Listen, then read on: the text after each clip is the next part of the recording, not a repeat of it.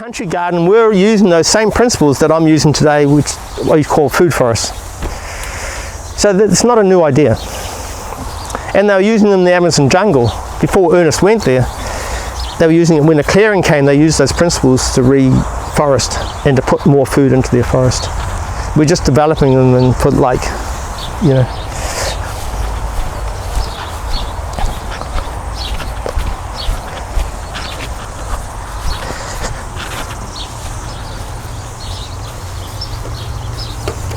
So both that wall with the tomatoes there and this wall here, which has a whole lot of more orange gold tomatoes on it, you can have a look later. These walls face east, so they're really good for, they warm up in the morning, they're really good for growing tomatoes and aubergines and things that need it really hot. And what's really magical is that the wall is high enough that in the hot part of the day, like about 3 o'clock, it actually shades the tomatoes. And then when it gets to 7 or 8 o'clock at night, all the warmth's coming off the rock. So tomatoes grow here and there. The first year I grew tomatoes in a plastic house. The second year I did it again, and I put tomatoes against the east facing rock wall, and they grew just as well as the plastic house ones. So I haven't used plastic houses ever since. Just a matter of finding a local microclimate that suits your plant. You don't need a plastic house most of the time. Although if I did use a plastic house, I could have them earlier, but you don't need to. You can find the microclimates. Now you can stay in the shade if you like.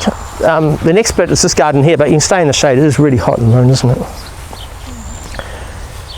So this garden here this is a food forest too, and when permaculture people say here, they say it's not a food forest because you've got annuals. And I say, no, there's no rule that you can't have annuals. We're encouraging permaculture means a permanent ecosystem, not only trees which are perennials. That's a misunderstanding. So I have lots of annuals because I wanted to feed our family within 6 months. You know, I come to 1 year by putting lots of annuals in here. And this one works so well that I haven't let the understory be taken over by comfrey or be shaded. I've actually pruned these trees to maintain that. We're doing edibles there every year. So those trees are 4 meters apart, all deciduous trees that you can see there. There's 2 rows of deciduous trees, you know, apple, pear, peach, plum, and nectarine, basically. And then each year in summer, between the trees, I plant 4 pumpkin, and some beans on the frames, and a few other companion plants, support plants. And the trees at that stage in spring, there's no leaves on the trees, so they're getting full sun, because the beans and the pumpkin like lots of sun, maximum sun. What happens when the trees start to get their leaves, and I prune the trees so the sun's getting in there, so you can see they're pruned like straight up and down, you know, really orderly, Swiss style, you know, like my partner and I like, you know. So the sun can get in there. But what happens when the trees get their leaves, the beans will grow up into the sun and the pumpkins grow out into the sun on that mulched area there. So they're keeping in maximum sun. At the same time we've got the fruit trees, just by pruning those fruit trees to the shape we want. And those ones we also prune to the height that we can reach the fruit without climbing up. And that, you can see the apple tree, there's a peach on the end. We don't get good peaches here because it's the wrong climate. But we do have some new varieties which are roadside varieties which are working. But these ones you buy in the nursery is a waste of time really, unless you can find we're too moist. I don't know where you'd get a microclimate in Northland that would suit those, unless it was really windy. Then we have 2 apples. And then the next tree is, the top third is, I'll prune off again, it's just new growth, but the bottom 2/3 is a sultan plum. And we get literally, they're really big plum, and we get literally 600 or 700 plums on that little tree every year. We've bottled 50 jars. They just finished, we've bottled 50 jars, we've eaten some and given a whole lot away. And the Louisa plum behind it, which we've already bottled 40 jars of that, which was about the same size. So these trees, that's in summer. Now when it comes to winter, north is out that way, and those trees completely shade that front garden, and there's no sun on there practically at all. So my winter veggies I grow here, between those trees. So then these trees have lost their leaves, and I grow on my brassicas, and we do some in different parts, but mainly my main broccoli and cabbage and all that stuff is in that little bit between the trees. And there's only about a half-metre gap between the vegetable garden, which had cow manure put on it when I planted the pumpkins, between that and the tree, which we put wood chip, mulch it with wood chip to have a fungi-rich soil. So around the tree is fungi-rich. In the middle bit is nitrogen-rich with the cow manure once a year with the pumpkins, and we mulch it with the grass clippings so there's no bare soil 2 or 3 times a year. Sorry, what did you say was the fungi restorer? Just wood. Wood. Rotted wood. Oh, okay. And another question is, what apples have you found as being? My favourite is this. One of my favourites is Splendor. Those two are Splendor. Yeah. They're so prolific and so. It's an old-fashioned variety. It's old-fashioned, but they're much better. They're really crisp and big. We also like Monty Surprise, and you can eat those when they're really ripe. But we cook with those. They're really good. They may be really good for you. And then we also like the one on the end, which is called Golden Russet. Oh, yeah, that's another old-fashioned. When I was a kid, that's my favourite apple, because the russet is that little funny bit on the outside. It looks like a scar almost, if it was on a person's face or something. That's the russet. And as a kid, I used to always pick the apples that had that russet.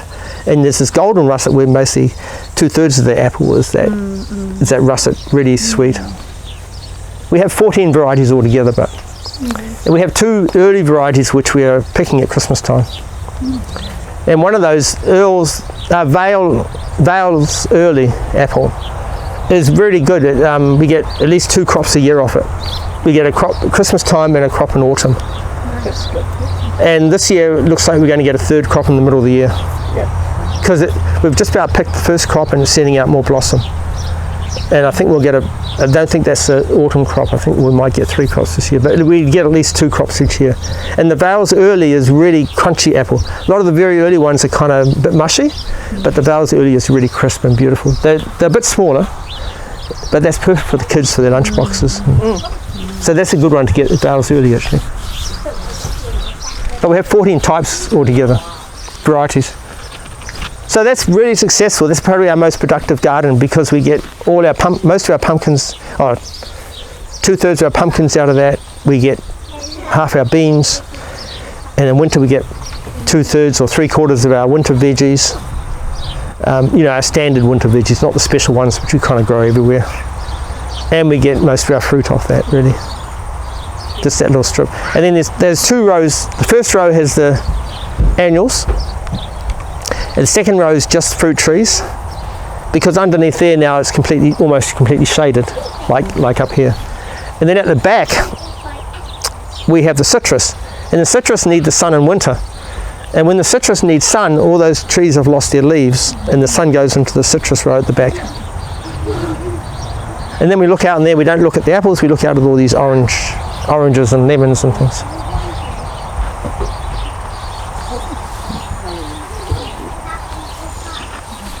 So this is enormously productive, and it wasn't really planned.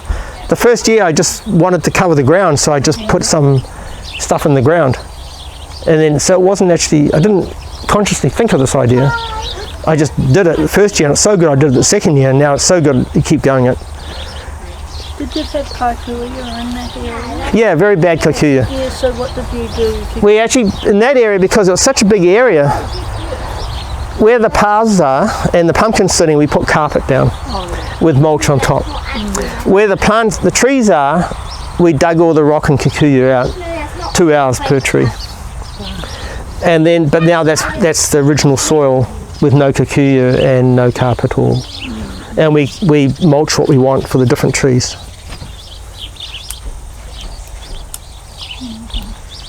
So that's really easy. You can retrofit a existing orchard into something like that very easily, and that's our most productive probably food forest. And those trees would be 3 or 4 times higher if I didn't prune them. So I could have made the decision to let them go higher, but I decided in this one is to prune them so we can reach them without picking them, because we already get 600 plums off that tree, big ones. And then I can have 3 rows of trees, and then I can also keep my other annuals. And I found that the trees do much better having the annuals there than if they're by themselves. And the annuals do much better than if they were in another garden. Sometimes I plant pumpkins there in another garden, they always do better there with the trees. Now, who would really believe that unless I'd done it myself? Because everybody will tell you that in competition they won't work. And a guy came to the first garden trail, he lives just down the road, he saw what I did with the pumpkins, and he had this fruit tree which was only about this tall, and he came back this morning and he said, you know, I came here 2 years ago and I had that fruit tree that big, and this year I put butternut pumpkins underneath, and he says the tree has doubled in height and looks really healthy now for the first time, and my butternuts are giving 14 butternuts per fruit. Wow. Per plant. So the trees cooperate, and the plants but not. I'm just telling you success stories. Some ideas didn't work. So you have to experiment and look, and does this work for me? Does this work in my soil? But as a general principle, this is the way to go, I reckon. I'm just experimenting more and more.